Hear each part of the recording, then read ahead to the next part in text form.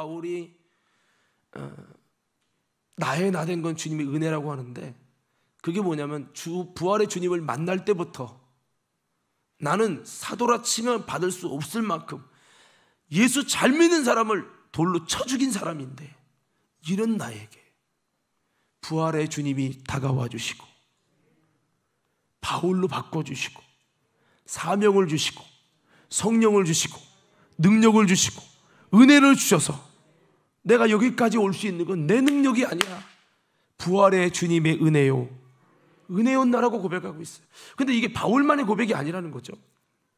오늘 읽은 베드로가 말씀하는 거죠. 요한복음 말씀에도 21장 말씀도 주님을 배반하고 저주하고 맹세한 사람이 베드로 아닙니까? 수제자인데 세상 말로 말하면 완전히 박살났습니다. 예수님을 최고로 부인한 거의 가룟 유다급입니다. 망신스러워서도 예수님 믿는다 말할 수 없을 만큼, 내가 왜 예수님의 말씀을 믿지 못했지, 정말 수치스러운 이런 입장인데, 그런 베드로에게 주님이 찾아오셔서 내가 나를 사랑하느냐, 내 양을 먹이라, 내 양을 치라. 주님의 사명을 맡겨, 나 같은 사람에게 왜 맡기셔요 주님? 저는 제자라고 말할 그런 입장도 안 돼요. 내가 무슨 양을 쳐요 주님? 나 같은 사기꾼에게 무슨 양을 맡깁니까?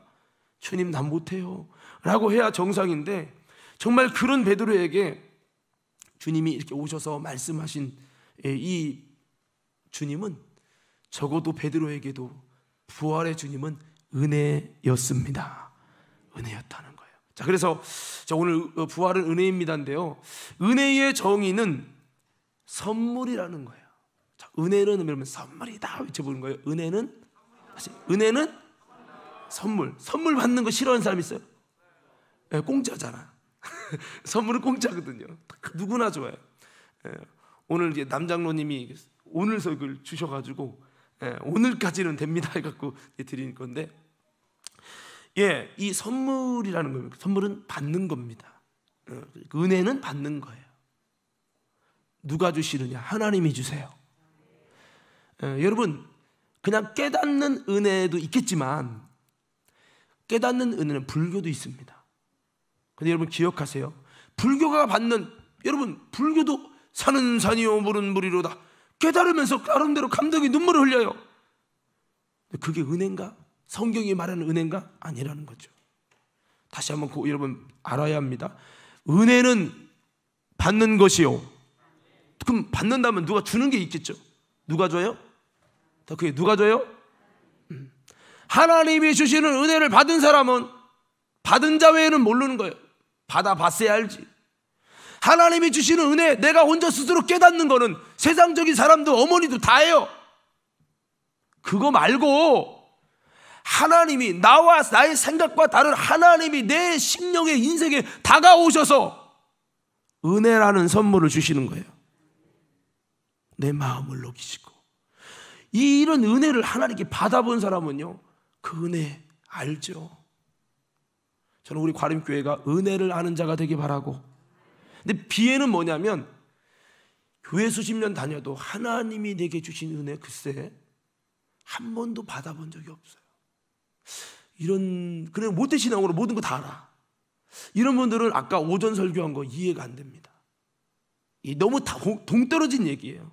다른 세계 얘기란 말이에요.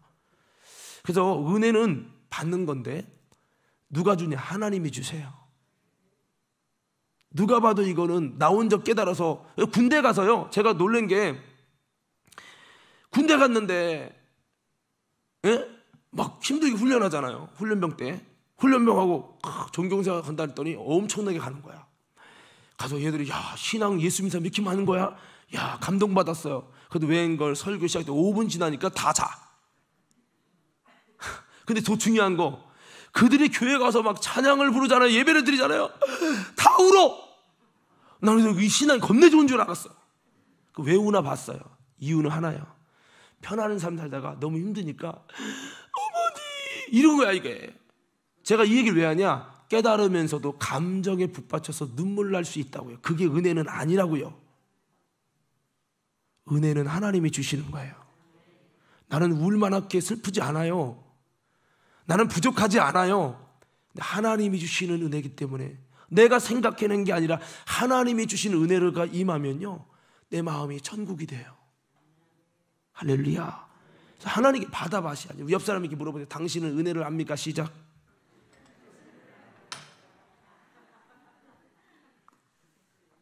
다시 말씀드려요. 은혜는 받는 거예요.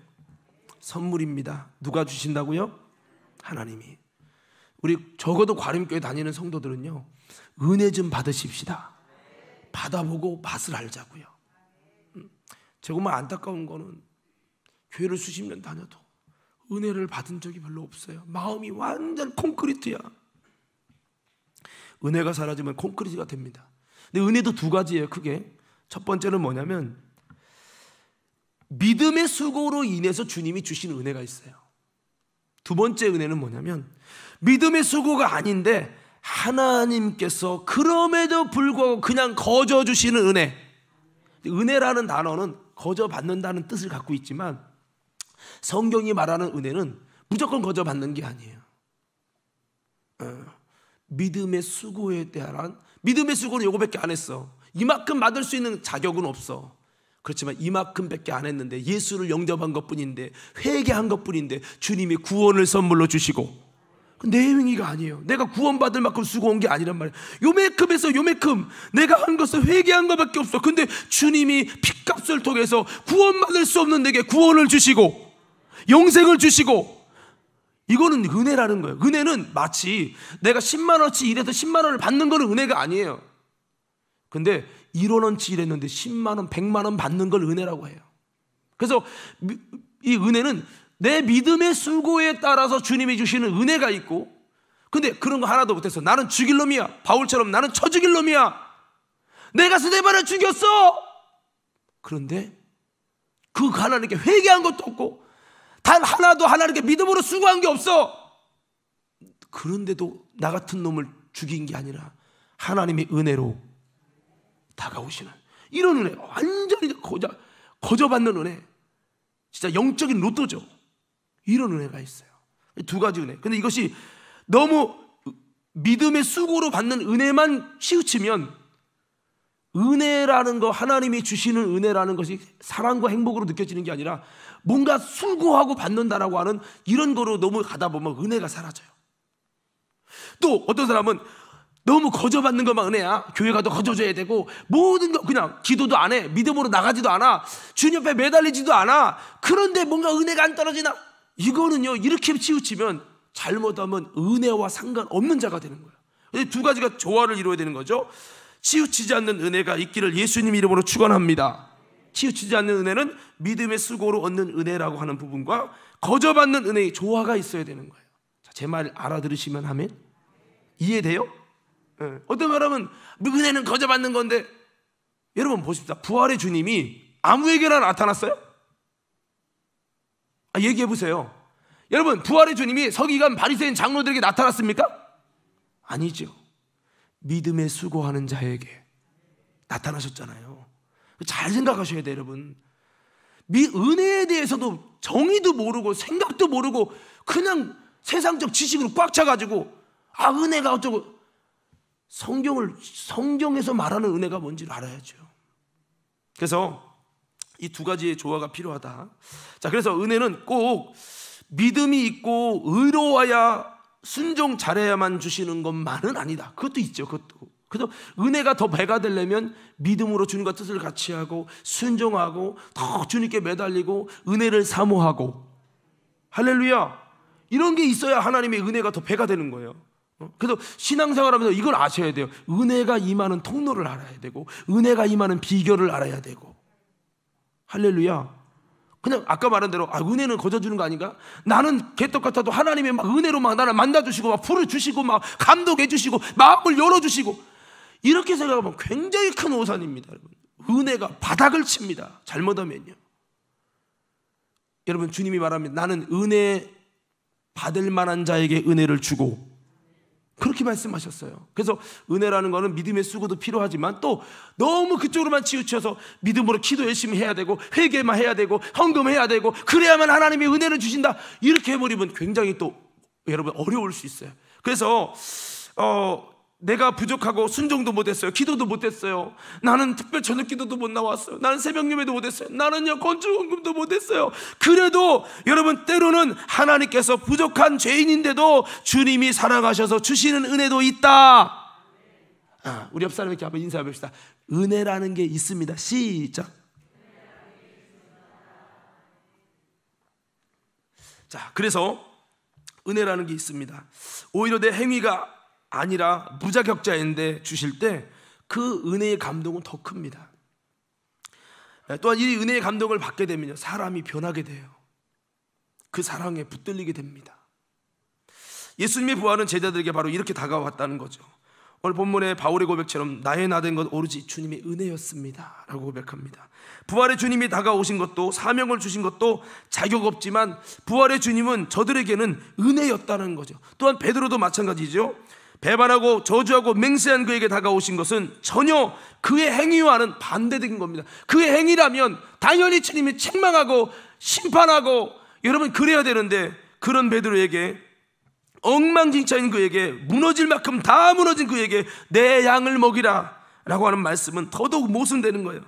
주님을 사랑하는 마음이 여전히 인간적인 필로스의 사랑입니다. 우정의 사랑이었습니다. 아가페 사랑이 아니었습니다. 올바른 사랑이 아니었습니다. 그런데도 주님께서는 사랑하는 사람에게 주시는 말씀처럼 내 양을 치라, 이게 은혜인 거예요. 네. 어떤 분을 가끔은 목사님 저 믿음이 없어서요 직분 안 할 거예요.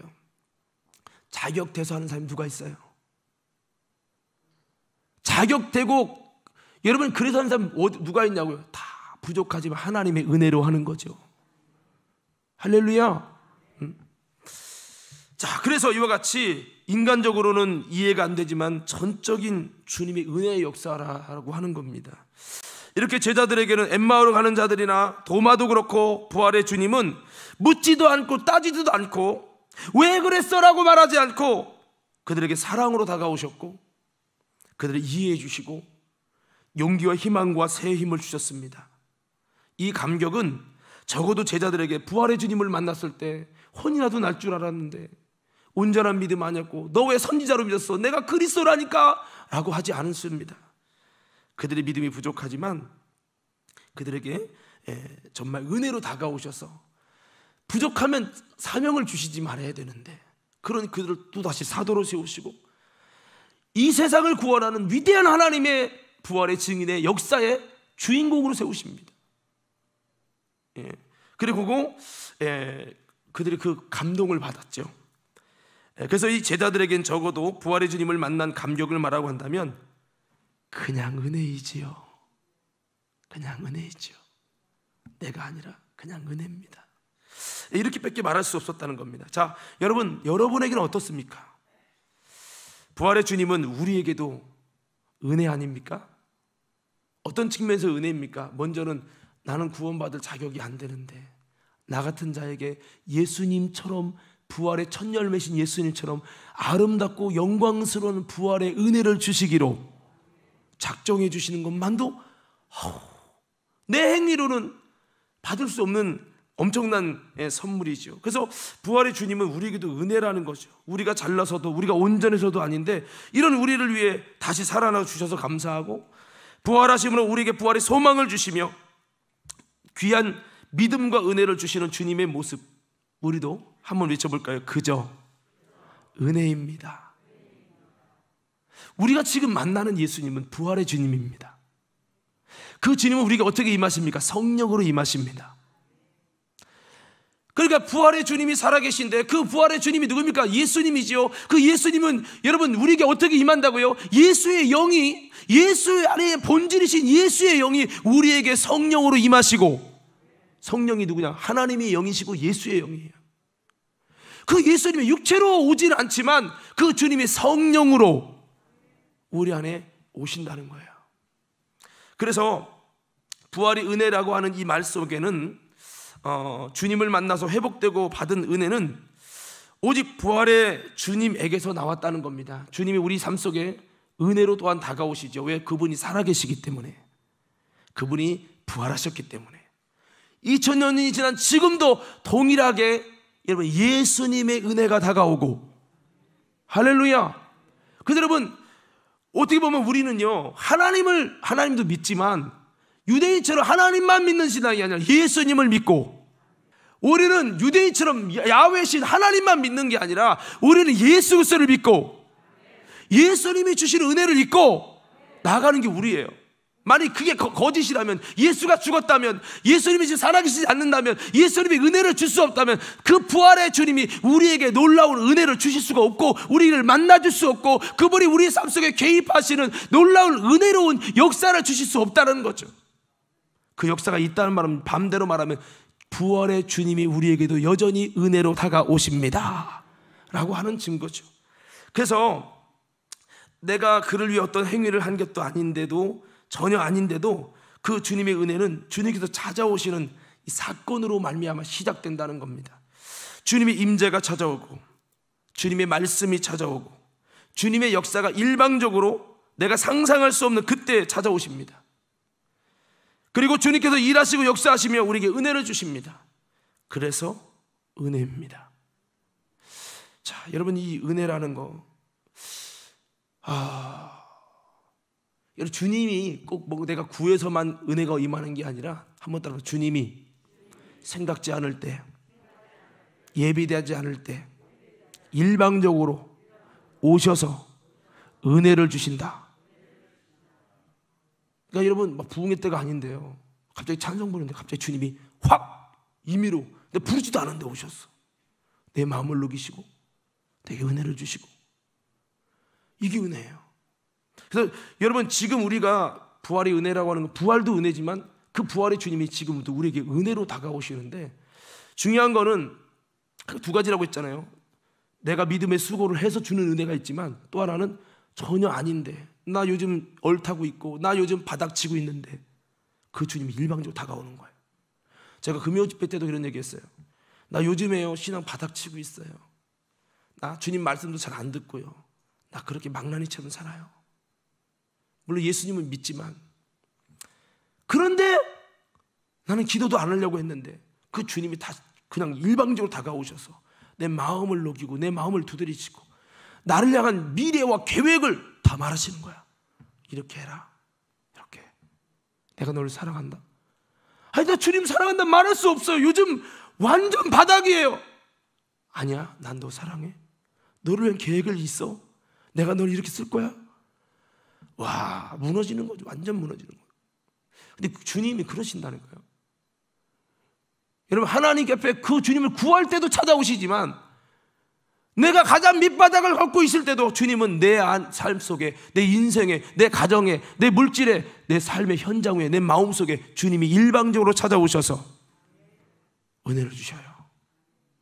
그때 은혜는 더 배가 됐지만, 하여튼 그래서 주님의 임재가 찾아오고, 주님의 말씀이 찾아오고, 때로는 말씀으로 임하고, 임재로 임하고, 주님의 역사로 임하고, 이 힘으로 누구를 할 수 없었던 문제 때문에 걱정했는데 그냥 순식간에 다 해결해버렸어. 그리고 주님의 마음과 주님의 여러분 뜻이 알아지는 거예요. 너가 한 게 아니라 내가 했다. 내가 너를 사랑한다. 너의 삶을 위해서 내가 이렇게 이끌 거다. 예, 주님의 역사가 하심과 일하심을 볼 수 있죠. 그렇게 은혜를 주세요. 그래서 이게 은혜인데요, 내가 온전치 못한 여전히 죄인인데 주님이 주시는 거, 그래서 은혜. 우리에게는 여러분 이런 은혜가 있습니다. 믿으십니까? 할렐루야. 부활의 주님은 은혜입니다 라고 하는 이 말은, 우리가 실망하고 실패하여 좌절할 그 상황 속에 너무나도 나는 죄인으로서 자격 없는 탕자이지만, 그런 내게 주님께서 은혜를 예비하셨고 그 은혜를 주신다라는 겁니다.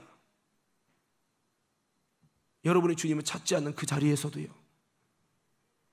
그래서 우리는 이렇게 한번 고백해봐요. 한번 따라합시다. 우리 믿음의 사람에겐 놀라운 은혜가 예비되어 있습니다.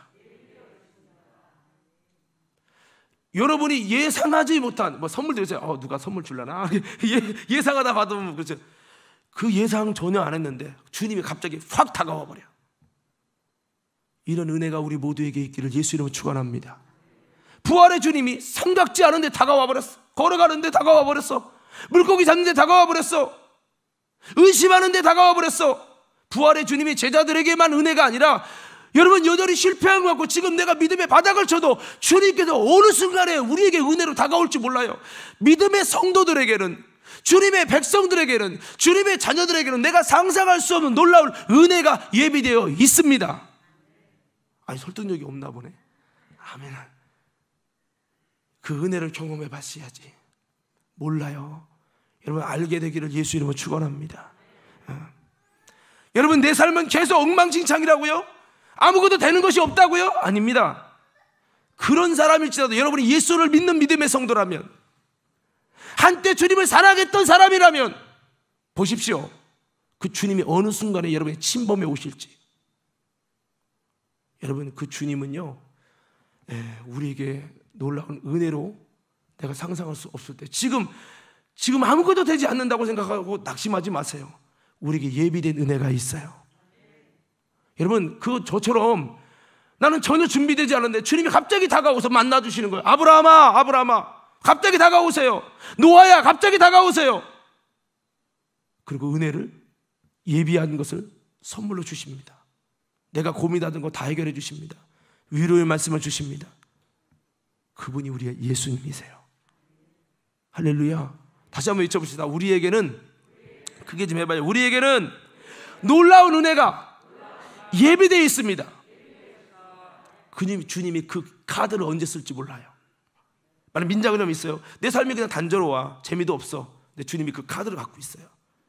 어느 때 내가 전혀 마음이 멀 때 언제 그 카드를 쓸지 몰라요. 주님이 딱 쓰시면 그냥 무조건 주님의 은혜로 그냥 은혜의 역사가 일어나는 거예요.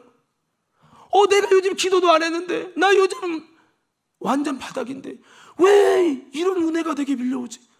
상상할 수 없는 거 잘 생각해 보면 주님의 은혜요. 내게 말을 걸어오시는 주님의 은혜.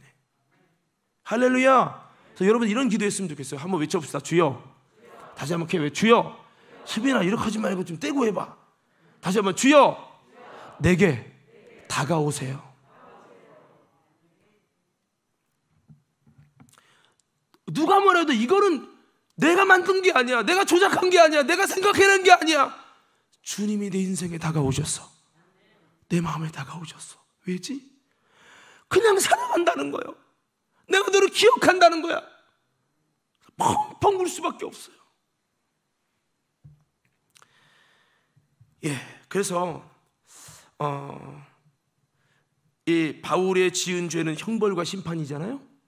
그런데 그에게 주님께서는 만나 주셨고 성령을 주셨고 죄 씻어줬고 사명도 주셨고 사도가 되게 하시고 능력을 주십니다.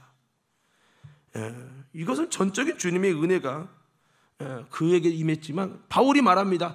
이렇게 나 같은 놈에게 이런 은혜를 주신 것은, 나 같은 자에게도, 죄인이고 못된 사람에게도 은혜를 주신 것은 이와 같이 우리에게 하나님께서 은혜로 다가오신 하나님이요, 이런 죄인에게도 하나님의 은혜를 주신다는 것을 말씀하기 위함이라. 할렐루야. 자, 한번 읽어드릴게요. 디모데 전서 1장 12절부터 읽어드릴게요. 나를 능하게 하신 그리스도 예수 우리 주께 내가 감사함은 나를 충성되이 여겨 내게 직분을 맡기심이, 내가 전에는 비방자여 박해자여 폭행자였으나 도리어 긍휼을 입은 것은 내가 믿지 아니할 때 알지 못하고 행하였습니다. 우리 주의 은혜가 그리스도 예수 안에 있는 믿음과 사랑과 함께 넘치도록 풍성하였도다. 주님의 은혜가, 이런 죄인인데 아직도 영적으로 많은 걸 모르는 내게 주님의 은혜가 예수 안에서 믿음과 사랑과 함께 넘치도록 풍성하였도다. 주님의 은혜가 다가오는 거예요. 근데 여러분 기억하세요. 이 성경 말고도 여기 보면 여기 자 15절부터 계속 읽어볼게요. 밑보다 모든 사람이 받을 만한 이 말이요, 그리스도 예수께서 죄인을 구원하시려고 세상에 임하셨다 하였도다. 죄인 중에 내가 괴수로다. 뒤에 잘 들으세요. 16절. 그러나 내가 긍휼을 입은 까닭은 예수 그리스도께서 내게 먼저 일체 오래 참으심을 보이사 후에 주를 믿어 영생을 얻는 자들에게 본이 되게 하려 하심이라. 그러니까 나 같은 자에게도 주님, 내 행위도 아니고 나는 못된 놈인데 심판밖에 받을 게 없는데 그런 내게 주님이 일방적인 하나님의 은혜로, 하나님의 긍휼로, 하나님의 인내로 은혜를 주셨다는 거예요. 근데 나만이 아니라 이렇게 여러분 정말 나를 하나님이 본으로 삼아서, 샘플로 삼아서 이렇게 악한 자도 하나님이 예비하신 은혜가 있다라는 것을 보여주시려고 주님이 나를 본을 삼아서 영생 얻는 모든 자들에게 본이 되게 하려고, 은혜의 본이 되게 하려고 이렇게 악한 자에게 은혜를 주심으로 구원해 주시고 사용해 주시고 이렇게 했다는 거예요. 그러므로 우리 믿음의 성도들에게도 주님이 예비하신 은혜가 있다. 할렐루야. 예. 제 인생을 돌아보면요, 정말 하나님께서 어느 순간 훅 차고 들어오셔요. 그리고 은혜를 남겨두십니다. 여러분, 근데 그 하나님은 나만 그런 게 아니에요. 두고 보십시오. 여러분이 그 대신 조건이 한 가지 있는데, 여러분 예수님 평상시 잘 믿으시기 바랍니다. 아까 말했죠, 아무나에게나 부활의 주님이 은혜로 다가온 건 아니라고요. 그래도 믿었던 친구들, 제자들, 주님을 그리워한 그런 사람들에게 주님이 다가오셨잖아요. 예수님을 잘 믿고 섬기는 신앙인들은요, 반드시 주님이 이렇게 다가오는 은혜가 있어요. 내가 가장 약할 때, 아무것도 할 수 없을 때 다가오세요. 준비되지 않았을 때, 여러분이 바닥을 치고 있을 때, 여러분의 믿음이 실패와 좌절로 낭망할 때 한순간에 다가옵니다. 자, 이런 은혜가 여러분 모두에게 넘치게 있게 되기를 예수 이름으로 축원합니다. 할렐루야. 여러분 꼭 기억하세요.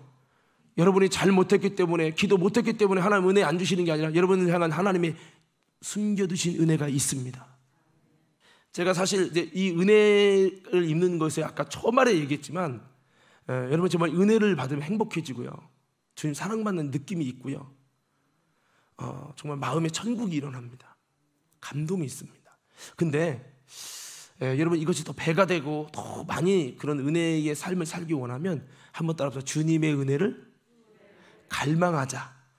뭐라고요? 주님의 은혜를 갈망하셔야 합니다.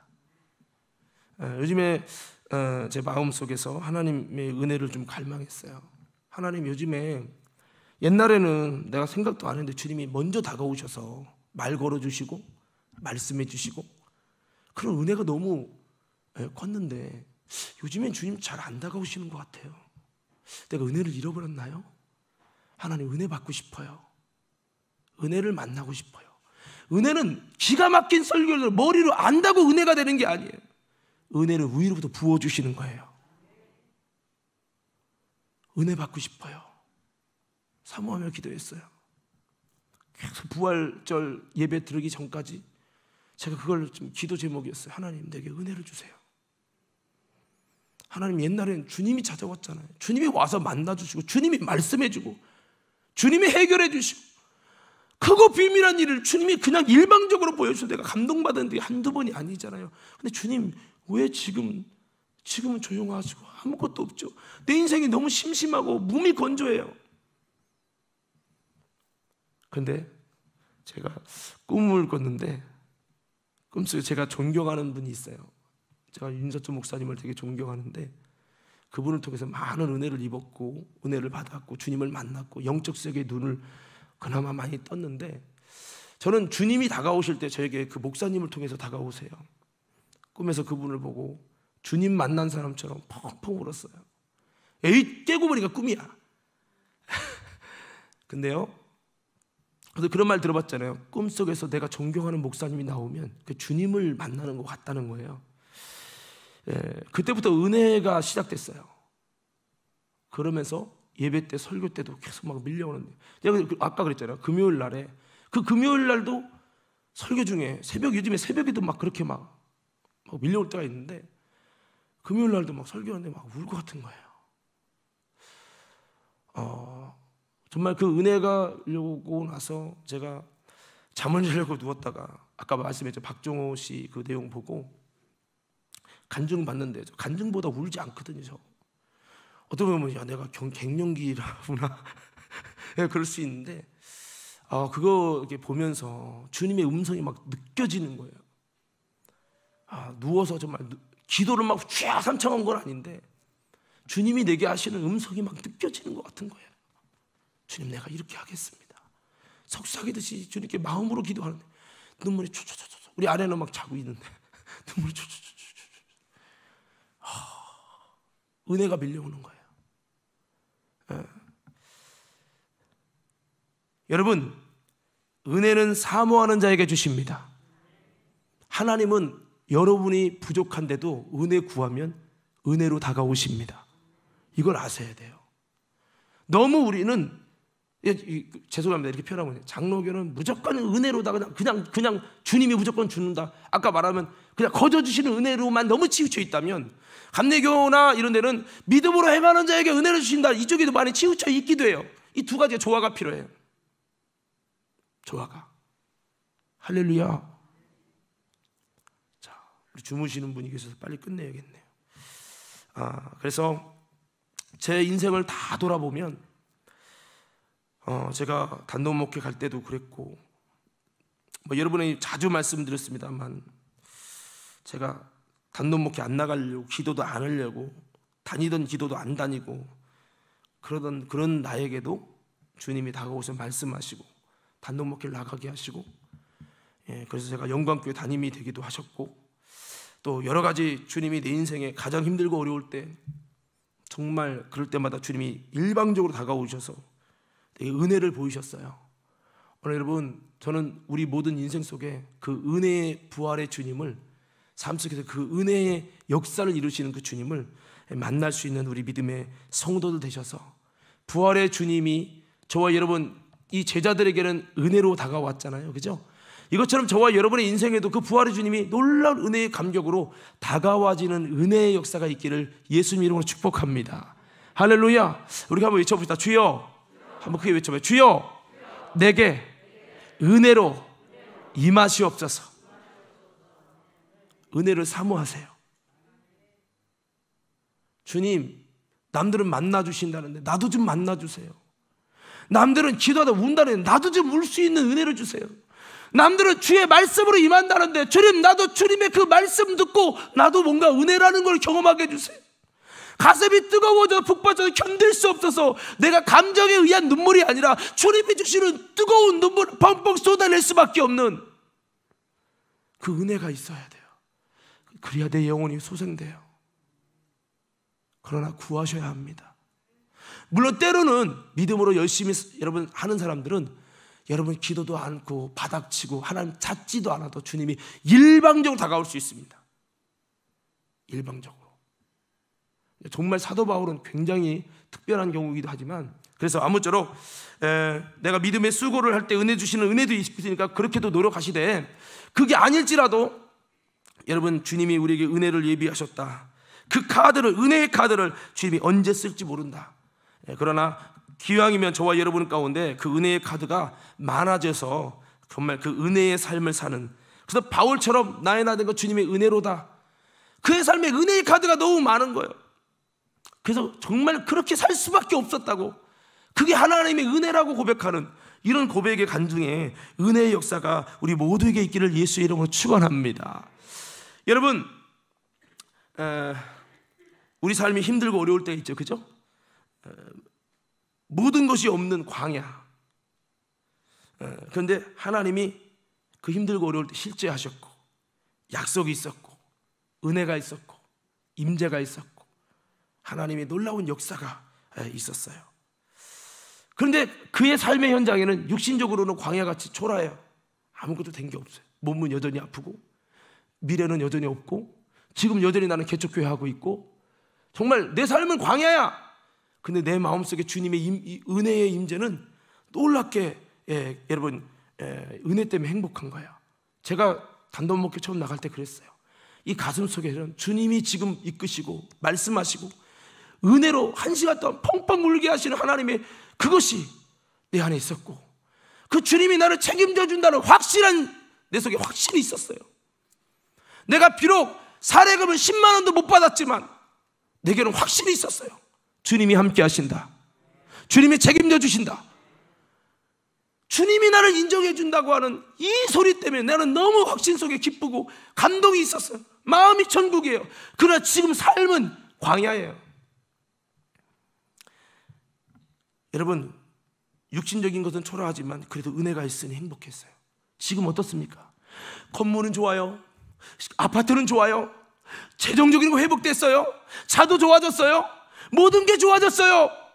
그런데 뭐만 없냐? 은혜는 없어요. 주님의 임재는 없어요.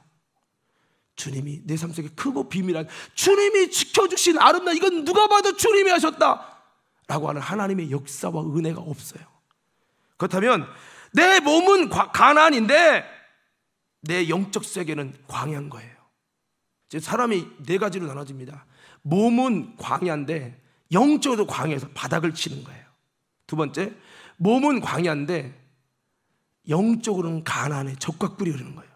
세 번째, 몸은 가난인데 영적으로는 광야예요. 심어도 나지도 않고 샘물도 없고 아무것도 되지 않아. 몸은 가난이라니까요. 돈도 있고 라우디게처럼. 마지막 네 번째, 몸도 가난으로 하나님이 주시는 은혜와 역사 속에 행복하고 잘되고 형통하고 하나님이 나를 높여주시고, 뿐만 아니라 영적으로도 가난해서 적과 꿀이 흐르는 하나님의 놀라운 은혜와 역사가 있고, 이 네 가지 인생이 있다고요. 여러분 한번 점검해보세요. 난 어디 있나? 오늘 여러분 다시 한번 은혜를 회복하기를 바랍니다. 은혜 회복하기 바라고요. 그 하나님의 은혜를 받고 사랑을 받으면 행복해집니다. 돈은 없어도요. 돌이켜보면 이렇게 우리는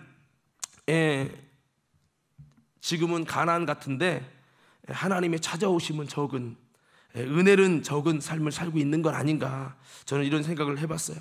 부활의 주님이 그들에게 다가오셨을 때 그들은 가장 힘든 광야 같은 삶은 걸었지만 그래도 그 주님이 다가오셨고 주님이 만나 주셨고 사명도 주셨고 그래 이끌어 주시는 놀라운 부활의 주님은 은혜였기 때문에 그들의 삶은 아름답게, 가진 돈은 없어도 삶은 여전히 힘들고 주님 복음 전하는 것도 어렵지만 은혜로 나아간 겁니다. 오늘 우리 가운데요, 이 험한 신앙생활 속에서 다시 한번 이 광야 같은 이 세상길을 걸으면서 다시 한번 내 심령만큼은 하나님의 은혜의 도가니로 나아가는 우리 모두가 될 수 있도록 여러분 주님 앞에 이 신령한 가치를 발견하고, 내 삶이 광야일지라도 하나님, 내 심령 속에는 하나님의 은혜가 쏟아지고 은혜를 만날 수 있는 내 심령 속에는 가난이 되게 해달라고 기도하며 그렇게 달려가는 우리 믿음의 모든 심령 되기를 예수님 이름으로 축원합니다. 자, 오늘 말씀 마무리하겠습니다.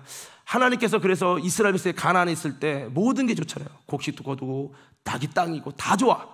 나 주님이 1년에 한 번씩 광야로 가게 했어요. 하나님의 은혜를 회복해라. 너 하나님의 은혜를 회복해라. 우리 한번 옆 사람에게 인사해 볼까요? 하나님의 은혜를 회복합시다.